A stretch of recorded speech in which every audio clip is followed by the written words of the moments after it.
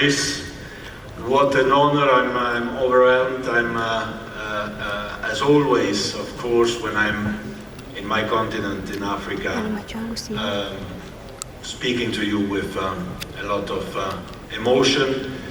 And this welcome, even before my speech, is really a testimony, I think, of the great work that you have been doing, that we have all been doing together in the last years. So after this welcome, it is really difficult to speak. And nevertheless, I want to say a couple of things at the occasion of this 44th Ordinary General Assembly of CAF. 9 months, more or less, after we met in Cairo, 1.5 years after your election, dear Patrice, and let me again congratulate you and the whole CAF leadership for the great work done in the last 18 months. And a Congress which takes place in a beautiful country, in Tanzania, in a beautiful city, Arusha. It's my second time I'm coming to Tanzania. The first time we came, as the Prime Minister said, in 2018, bringing a FIFA summit meeting here with representatives from all over the world joining us for that summit, and we were greatly welcomed, dear Prime Minister, in your beautiful country. Thank you for the warm welcome. So this is a special year. It is the year of the Men's World Cup. It is a World Cup year. We have the President of the Qatar Football Association here as well. It is a year where the world will unite again after the pandemic in a peaceful country, in a country that will unite and bring together all of us from all over the world to celebrate tolerance, to celebrate unity, to celebrate football, and of course we all hope that an African country can lift the trophy of the World Cup, right? I say the same at every Congress of every confederation. I say this always, but obviously we're looking forward to welcome the 5 African associations qualified for the World Cup, for the Men's World Cup this year, and obviously the Women's World Cup in Australia and New Zealand next year. So it is a World Cup year, and this reminds me as well to remind everyone in the world that national team football is the most important football that we have. And we have to protect national team football. And FIFA is standing with all of you to protect national team football, to protect the release of all the players for the national teams in Africa and everywhere else in the world, because the players are proud to play for their national teams, and the countries are proud to see their players playing for their colors, for their flags, representing their country, representing their continent, representing their region in competitions, be it qualifiers, be it CAF competitions, or be it FIFA competitions. So we will continue and we will fight for the protection of national teams, because if we protect national teams, we protect football globally. And this is our #1 task, and this must be very, very clear for everyone. National team football is crucial. National team football is being developed. Since the last Congress in Cairo, I came several times to Africa. I witnessed the African Cup of Nations in Cameroon. Congratulations to Cameroon for being a great host, to Senegal for winning it, to all the participating teams for giving us a great emotion. I witnessed the Women's African Cup of Nations in Morocco. Congratulations to Morocco for being a great host. Congratulations to South Africa for winning that competition. It was fantastic, and it was a testimony of what national team football and football means here in this continent, with the great passion, with the love for the game, and with the incredible talent which is on the pitch.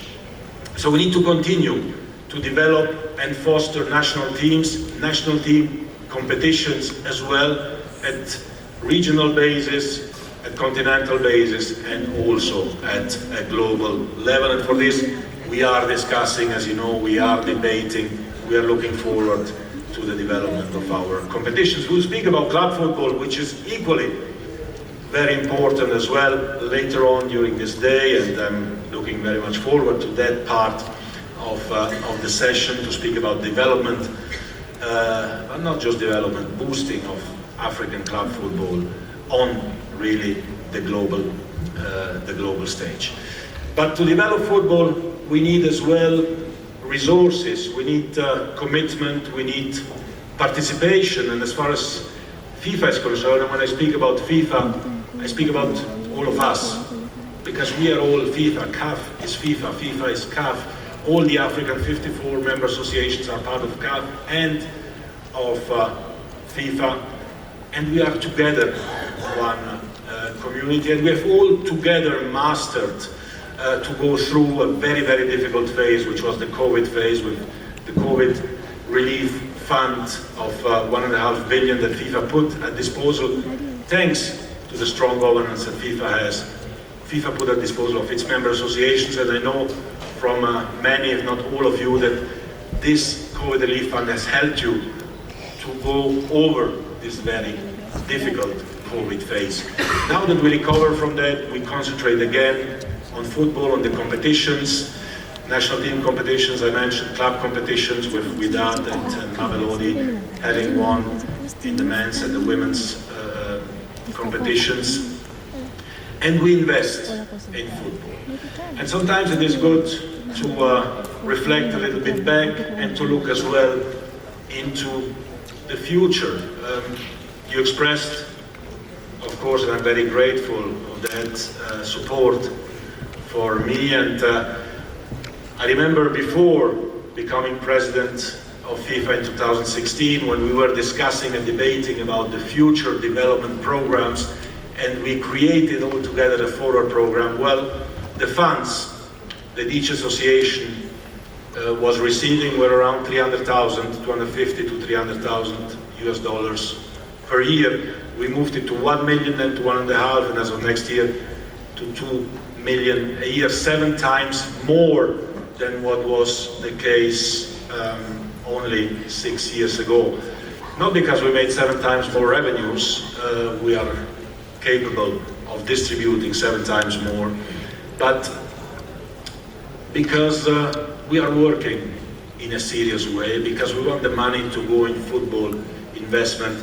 Great projects done here in Tanzania with the Forward program and in all African countries. And as a result, instead of 70 to 80 million which were invested in African football from FIFA side 6 years ago, as of next year we are investing almost 600 million in a 4-year cycle for the development of African men's and women's football. And I know that the money that you are investing in football projects is bearing its fruits, and we see it with the results of your teams on the pitch for men's and for women's football, because once you develop football, you need as well to be given the opportunity to participate and to show your talent at not only the continental stage, but also at the global stage. When it comes to the global stage, we have been increasing the number of participants as of the next World Cup in 2026 from 5 to 9 or probably 10 members from Africa. So the world will see double number of African teams and players shining at its best stage at the Men's World Cup. And similarly, for the Women's World Cup already as of next year, not 3 as it was in the past, but at least 4 and potentially 6 African countries will be allowed and will be participating at that World Cup. These are facts, these are not words, these are actions that we have put in place all together, concrete, real actions to develop African football. And speaking about African football, and speaking about development, and speaking about national team football, you remember as well, and it was presented to you at the last Congress by your General Secretary, Veron Muzengo Omba, you have entrusted FIFA with the commercialization of the media rights for the World Cup qualifiers. Well, as a result of that, now that the World Cup qualifiers have been concluded, I can announce to you that for the World Cup 2018, which was commercialized in a different way, you had received 23 million US dollars. This time, you will receive 38 million US dollars for the same number of games. And again, this is only possible thanks to the collaboration, thanks to what is, we say a partnership, but it's actually much more than a partnership. It is really a joint effort to promote football, to promote African football, to promote the passion, the emotion, the talent that you have in this continent, and to promote it all over the world. So we will continue to work all together. We will continue to develop the game all together. We will continue to invest in football all together. We will continue to grow African football together. Thank you very much. Merci beaucoup. And I wish you a great Congress. Thank you. Shukran.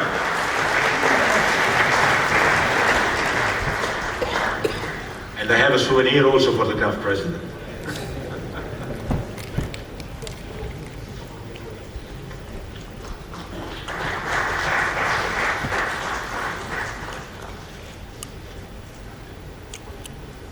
Don't go, I must also respond.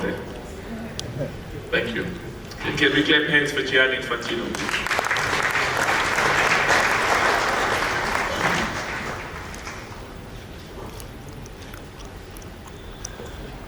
We will now, thank you so much, and thanks once more. Let's clap hands once more for the very inspiring speech that Gianni gave. We're trying to catch up with a few minutes that we lost, and they're going to play a video now, and we'll make a few remarks and proceed as quickly as we possibly can.